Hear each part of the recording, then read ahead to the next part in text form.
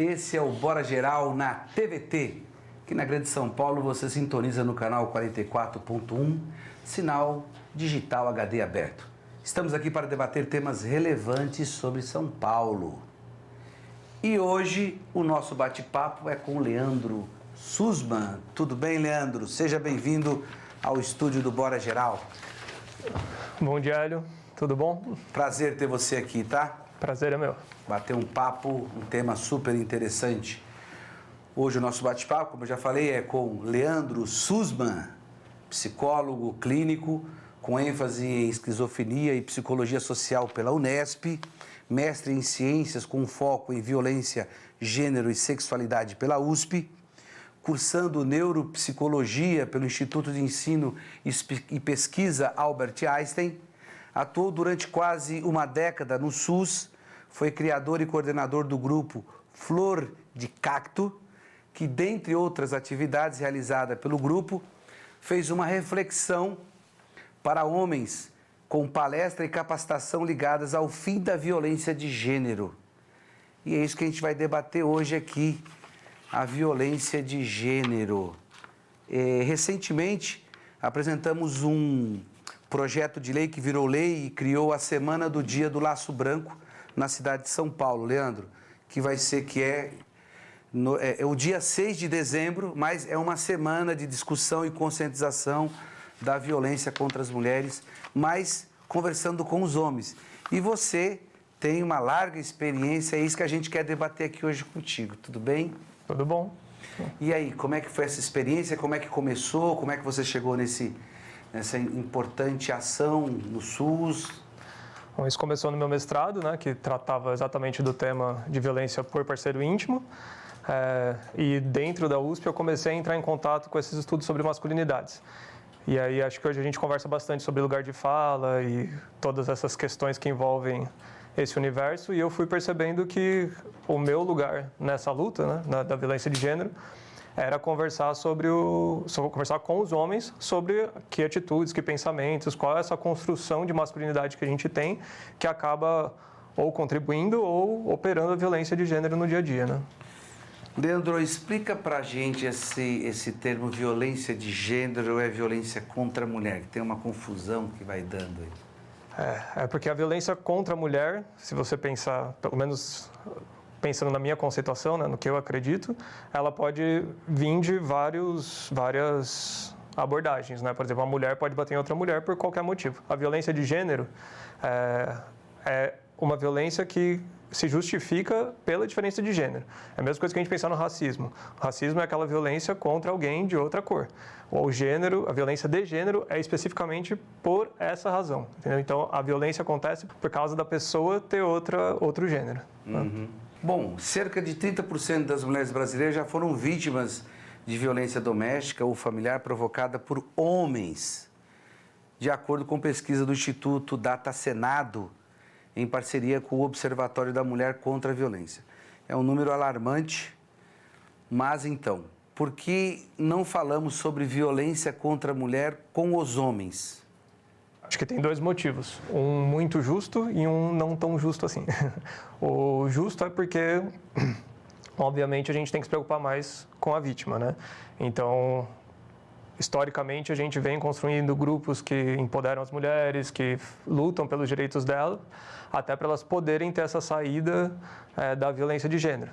Então, se você for pensar a parte de geração de renda, de todas essas coisas focadas nas mulheres, porque elas são realmente as que sofrem com isso. A ideia de conversar com os homens vem exatamente de tentar romper esse ciclo no outro lado da cadeia, né? Se o homem que é violento perde a relação dele, né? Essa mulher consegue se empoderar e sai, ele vai encontrar outra mulher, e se essa mulher não tiver também já passado por um ciclo de entendimento, de conscientização sobre o lugar dela na sociedade, no lugar que a sociedade coloca ela pode se envolver com esse homem, e esse homem vai reproduzir essa violência em diversos outros âmbitos e com diversas outras mulheres.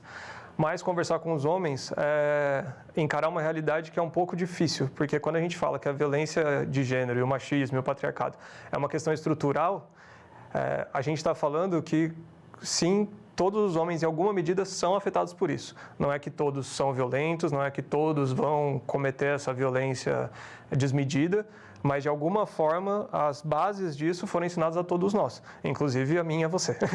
É estrutural, então? É estrutural. É estrutural. Sim. E a gente não vai percebendo porque, ao longo da vida, a gente vai sendo educado nessa cultura machista, não é isso? É isso, a gente vai ouvindo as frases, vai crescendo com isso em todos os lugares, isso vai sendo reforçado, a gente vai realmente achando que isso é natural. A gente acha que isso é do humano. E aí a gente não percebe, inclusive, que é possível mudar essas coisas, né?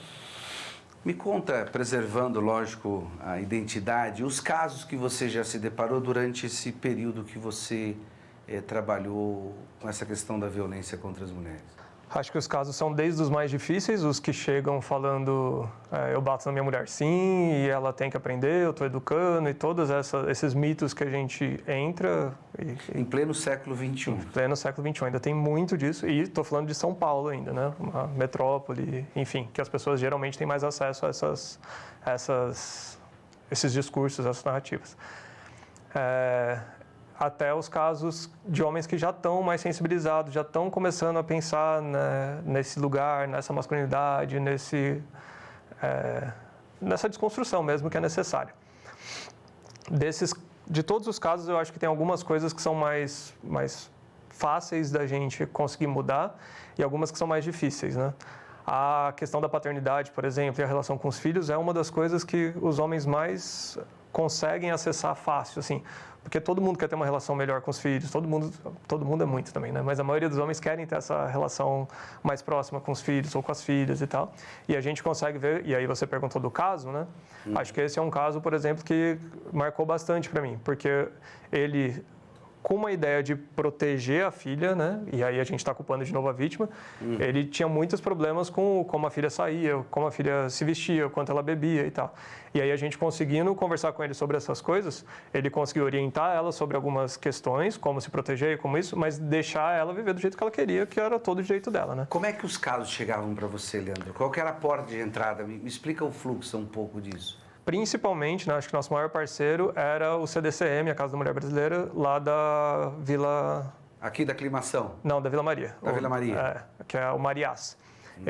As mulheres que estavam lá, às vezes não queriam terminar o relacionamento, né? Então eles encaminhavam para a gente os homens, sem saber que as mulheres que mandaram e tal. A gente ligava, falava com eles e fazia o convite. As UBSs também, a gente passou conversando com todas as UBSs que a gente estava fazendo esse trabalho e depois a gente conseguiu conversar com os fóruns também, né? Butantã, Tatuapé e Santana. Acho que eram os principais encaminhadores, assim. E aí você ia fazendo todo esse processo de conversa, de diálogo, e aí você falou desse primeiro caso que te chamou bastante atenção, desse pai, essa questão do cuidado exagerado, colocava essas disciplinas, digamos assim, no ambiente familiar. Quais foram os resultados que você foi percebendo que essa conversa do agressor foi mudando a vida das pessoas que procuraram as casas das mulheres que depois chegou para vocês? Eu acho que as mudanças, elas até têm uma historicidade, assim, né? A primeira mudança mais fácil, e que eu acho que é importante, mas é o lugar que a gente não pode parar, é realmente os homens entenderem os sofrimentos, as desvantagens que eles têm em relação a essa estrutura que também prejudica a gente. Não é à toa que a gente é o maior número de suicídios em relação a todos os tipos de gênero, né? O segundo, como eu disse, é a paternidade, né? Então, a relação com os filhos melhora muito, inclusive fazendo essa diferenciação, né? Você chama de cuidado, eu entendo o que você fala, mas não é um cuidado, é realmente uma violência, né? Uma culpabilização da vítima. E entender que ele mesmo já esteve do outro lado e conseguir fazer aí realmente que é o cuidado, né? Uma orientação, um acompanhamento, um entender o que pode fazer, o que não pode.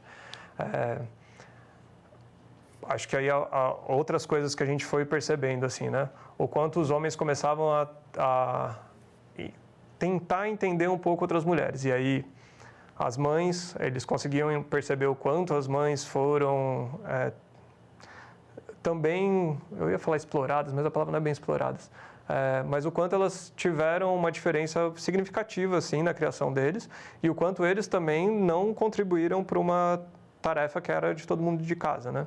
A divisão de tarefas também conseguem entender um pouco mais que não é uma ajuda, né? Que se todo mundo está vivendo na casa, é dever de todo mundo cuidar da casa.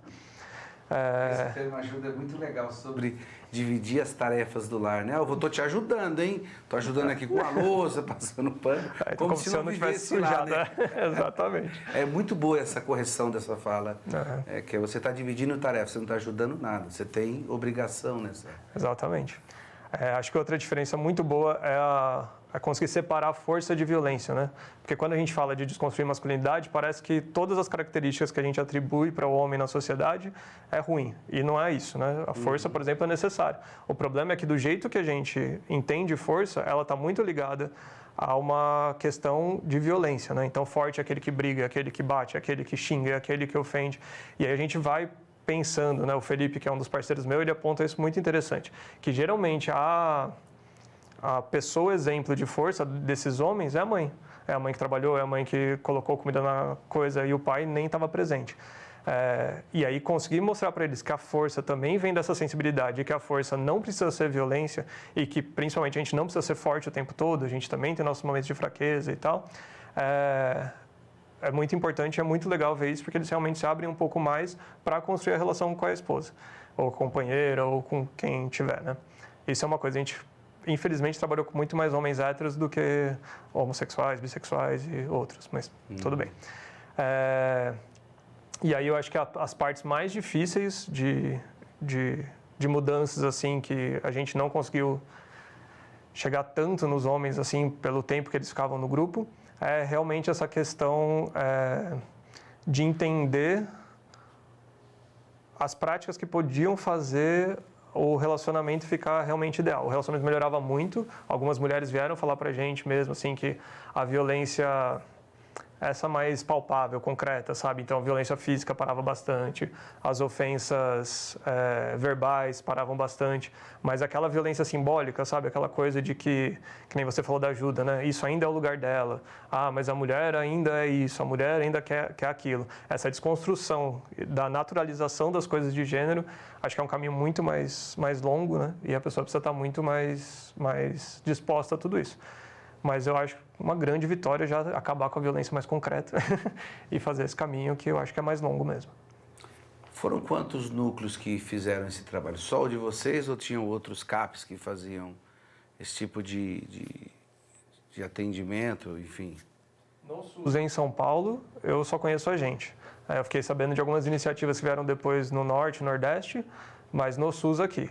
A gente se inspirou em ONGs que já faziam esse trabalho. Então, o Coletivo Feminista de Sexualidade, que fica ali na Faria Lima, foi o principal, assim, eu entrei muito em contato com o Sérgio Barbosa e com o Leandro Feitosa para falar isso.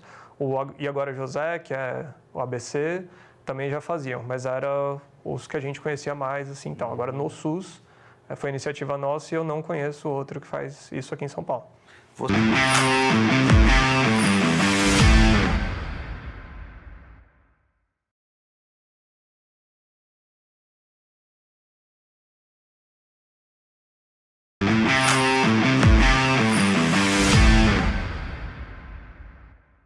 Você apostaria numa política dessa mais ampla para poder a gente não se deparar com dados tão alarmantes sobre violência contra as mulheres? Nossa, eu acho extremamente necessário, né? Acho que tem muita discussão sobre os homens acessarem o serviço de saúde, mas a gente também não qualifica o porquê que não chega, o que a gente está discutindo, né?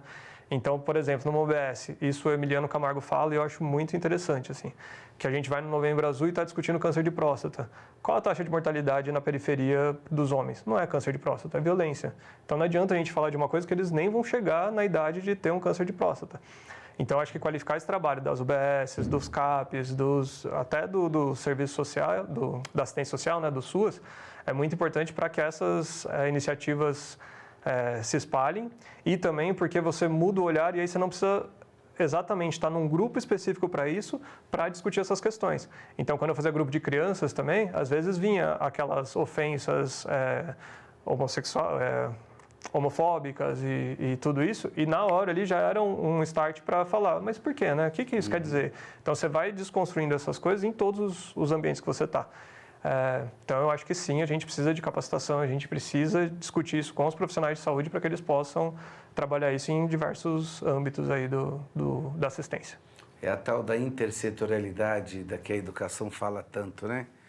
Deixa eu ver, desse período que você trabalhou com o tema, estatisticamente você levantou, lógico, você tem alguns dados que a gente possa tá se apropriando deles? Olha, fizemos tanto atendimento, enfim. Você falou que teve vários resultados positivos e eu acredito que essa é uma política que, se você amplificar, ela vai apresentar dados, porque ela mexe numa questão central, numa questão não só do machismo, numa questão de você se conhecer, de saber que você está reproduzindo uma lógica que você nem está entendendo como é que ela é feita. Que eu acho que quando você consegue parar e fazer essa discussão, que nem o racismo, né? Olha, o criado mudo, nunca mais comprei esse negócio com esse nome. Você vai reconhecendo aquilo que estruturalmente ao longo de séculos, né, foram sendo reproduzidos, e agora a gente está no momento do avanço da sociedade que já não cabe mais esse tipo de comportamento. Estatisticamente você chegou a ter alguma coisa, Leandro, assim, pode apontar só, sem ser com uma tabela de Excel, mas mais ou menos uma projeção. Assim, já atendemos mais ou menos nessa década aqui, pode ser, enfim. Eu acho que isso é uma coisa que você aponta que eu acho que é muito importante, que também está ficando difícil, e com as novas portarias, enfim, está ficando mais difícil ainda, o trabalhador da ponta ter esse tempo para entender o próprio trabalho, para avaliar o próprio trabalho, para fazer isso de uma maneira qualificada mesmo. Então, sim, eu tenho essa noção, mas a gente tem muita sobrecarga na ponta, né? Até por inúmeras razões, mas pelo baixo número de equipamentos que tem, pelas cobranças que a gente tem e todas essas coisas. Mas o que a gente consegue... como é que chama isso? Quantificar, dimensionar... Planilhar, essas coisas todas. Uma probabilidade. Sistematizar. Que a gente, desde 2015, quase 10 anos também, né?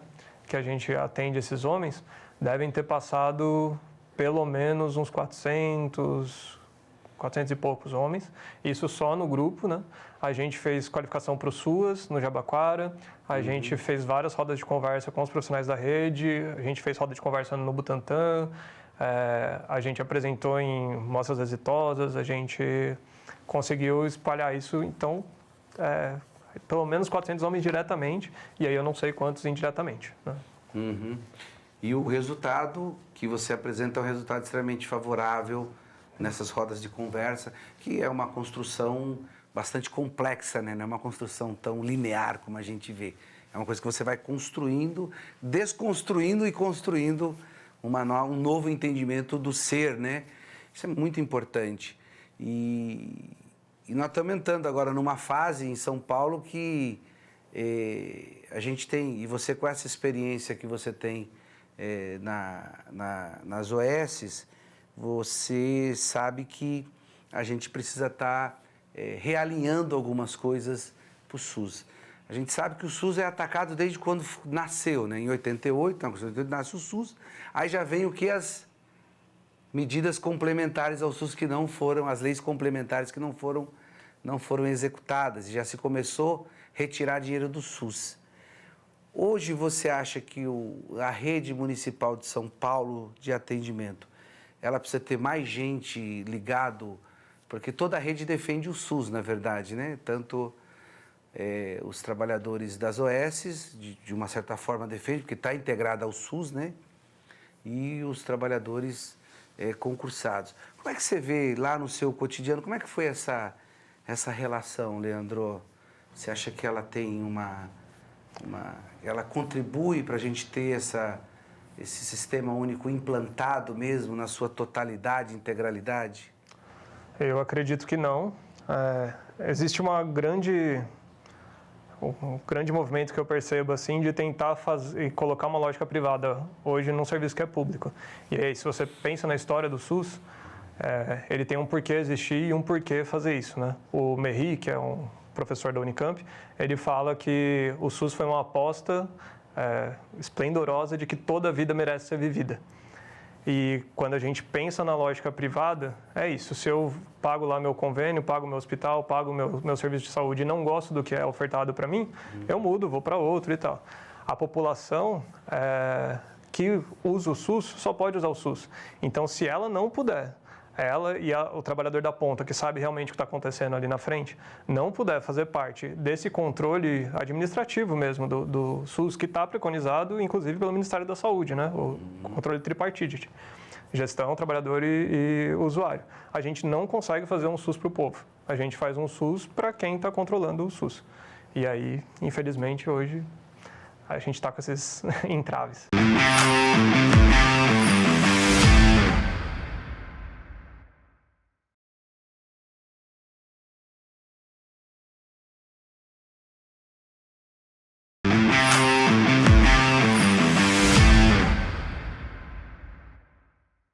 E tem uma coisa, né, Leandro? Toda vez que essa modalidade que apareceu lá no governo do Pita, foi do Maluf na cidade de São Paulo, as OS que foram crescendo, e hoje nós temos o monopólio da saúde no município de São Paulo está na mão das OS. Eu acho que até estrategicamente não poderia ser assim. Você tem que ter o controle estratégico do Estado, né? Porque você pode se deparar com qualquer problema, mas como nós se deparamos com uma pandemia, pode ter problemas que a gente tem que ter o controle dessas atividades na mão do Estado. E tem uma coisa que é muito interessante que eu vejo. Eu sou da iniciativa privada, eu sempre fui um trabalhador seletista. E quando você fala, não, está na mão da iniciativa privada, peraí, não é privado assim.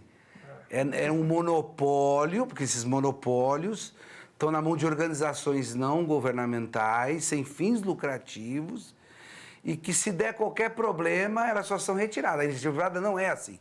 Sim. Uma empresa que eu sou oriundo de empresas de autopeças para montadoras, você quando trabalha, você concorre com outras empresas para fazer o mesmo trabalho, você constantemente está sendo medido, constantemente você está sendo exigido, então todas as tecnologias de gestão do trabalho que hoje existem, a indústria tem ela, e quando você não atinge, eles se desclassificam e pegam outro, sem menor cerimônia.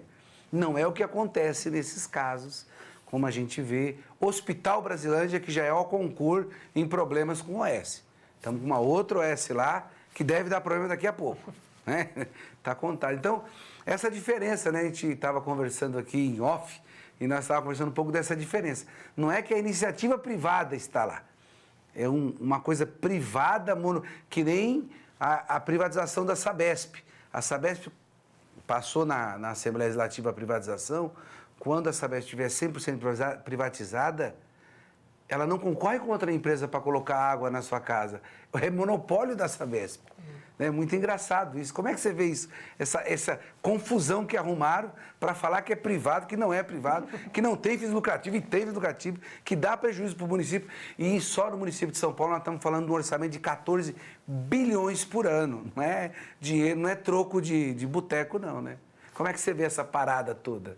Eu vejo como um grande retrocesso mesmo, que eu acho que até nessa avaliação, né, que você fala da empresa e de tudo isso, tem que ser outra lógica de avaliação, né? Não dá para você colocar número, avaliar por número um serviço que precisa ter qualidade, né? E aí quem sofre sempre é o pessoal da ponta.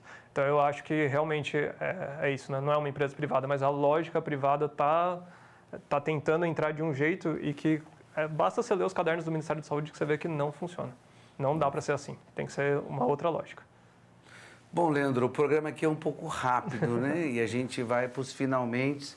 E aí eu queria que você falasse um pouco, né, agora, das suas considerações finais. Esse nome do grupo me chamou muita atenção, Flor de Cacto. Eu queria que você falasse um pouco sobre ele e você ficasse à vontade para poder aí explanar o que você pensa, o seu trabalho. Agora é com você. O nome vem de uma poesia do Drummond, que ele fala: onde não há jardim, as flores nascem de um secreto investimento em formas improváveis. E aí eu penso muito nessa construção da masculinidade que a gente tem como um cacto mesmo, né? A gente é duro, áspero, cheio de espinho e tudo isso. E aí é bom lembrar que existe, né? Onde parece que não tem nada de sensível, dá pra gente brotar uma flor mesmo, né? Essa parte da abertura para o sensível e da não violência. Então, o nome vem daí.